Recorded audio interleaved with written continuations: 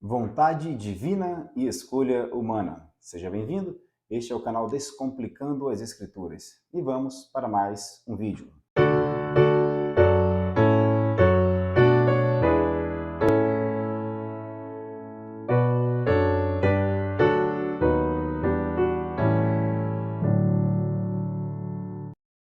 Pois bem, este é um tema que tem gerado muita discussão ao longo da história da igreja, muitos debates ao longo da história da igreja.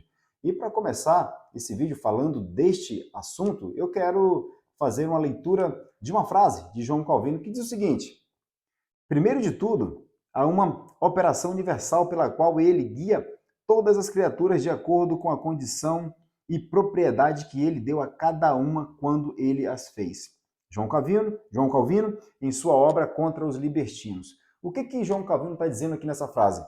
Que Deus, no ato da criação, ele deu a cada elemento criado, a causa segunda, propriedades, para que esses elementos se comportem segundo a natureza que lhe é cabida, porque foi Deus que deu a eles. E aí eu quero começar falando aqui, ou desfazendo, um falso silogismo que existe. E que falso silogismo é esse?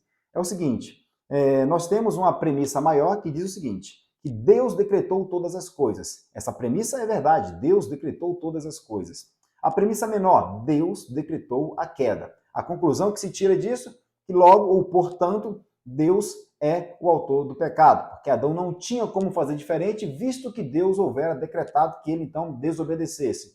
Por que eu chamo isso de um falso silogismo? Porque nós temos a primeira premissa, que é verdadeira, de que Deus decretou todas as coisas. Mas a segunda premissa, e aqui tem uma ideia de adversidade, né, quando eu estou usando aqui a conjunção mais, a segunda premissa ela não é verdadeira, porque Deus não decretou a queda. Mas o homem caiu, não foi da vontade de Deus que o homem caísse? Veja, Deus decretou não impedir que o homem agisse segundo a natureza que ele, Deus, houvera dado ao homem, que é de ser livre, de fazer escolhas. Mas o homem só fez essa escolha porque Deus o movimentou para que ele agisse. E quando Deus movimenta a coisa criada para que ela haja, ela vai agir segundo a natureza que lhe é cabida. E qual era a natureza de Adão? De que Adão era um ser imperfeito, ou melhor, um ser muito bom, tá? Muito bom. Então essa é a primeira ideia que eu quero que você entenda, que Deus decretou todas as coisas, essa premissa é verdadeira. A segunda, de que ele decretou a queda, é falsa, porque Deus decretou não impedir que Adão agisse segundo a própria natureza, tá? E a segunda coisa que precisa ficar claro é de que toda a criação que Deus criou e que Deus formou, quando se fala do homem, né, que Deus formou o homem, ela é imperfeita. Em que sentido ela é imperfeita? Lhe falta algo, lhe falta muita coisa, faltava muita coisa para Adão, e aqui vamos nos restringir ao ser humano Adão. Lhe faltava muita coisa, por isso ela não era o quê? Perfeita, porque perfeito só Deus, porque de Deus não se tira nada, a Deus não se acrescenta nada, somente ele é perfeito. Então ao homem cabia muita coisa, então Adão era imperfeito nesse sentido, não imperfeito no sentido de moral, ele era um ser imoral, não, ele era um ser imperfeito porque lhe faltava algo. Então essa é a segunda coisa que precisa ficar clara. A primeira é de que Deus decretou todas as coisas, correto, e que Deus decretou a queda, não é correto. Deus decretou não impedir que Adão agisse segundo a própria natureza, a natureza que Deus houvera dado a ele no ato da criação. E se Deus decreta não impedir que Adão haja segundo a própria natureza, é certo de que o evento vai acontecer e que Deus já está ciente desse evento. Que evento é esse? A desobediência de Adão. Então Deus vai agir sempre no evento, nunca coercitivamente no homem, obrigando que o homem faça algo ou deixe de fazer algo. Pelo contrário, Deus vai agir no evento, o tempo todo agindo no evento.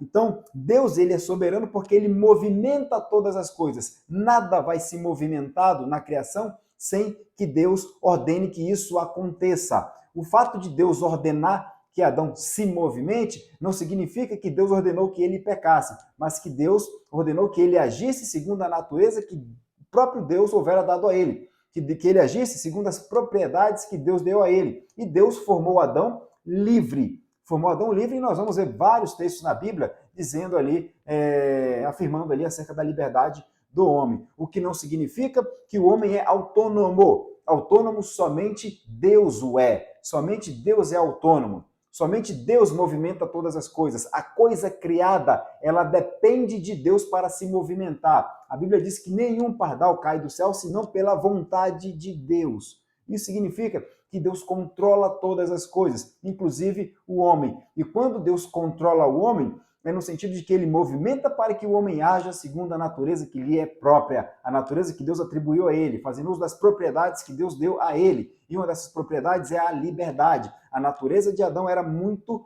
boa, então ele buscava fazer coisas boas. Depois da queda, essa natureza se tornou o quê? Pervertida. Apesar de o homem ainda querer buscar coisas boas, mas ele o faz de maneira perversa. Então o problema está onde? Nos meios que o homem se utiliza para buscar essa coisa boa. Por exemplo, um casal que ainda não contraiu matrimônio, que antes do matrimônio busca o prazer sexual. Eles estão pecando, eles estão desobedecendo, eles estão agindo contra a lei de Deus. Eles estão pecando, mas o que eles buscam é algo bom ou é algo ruim?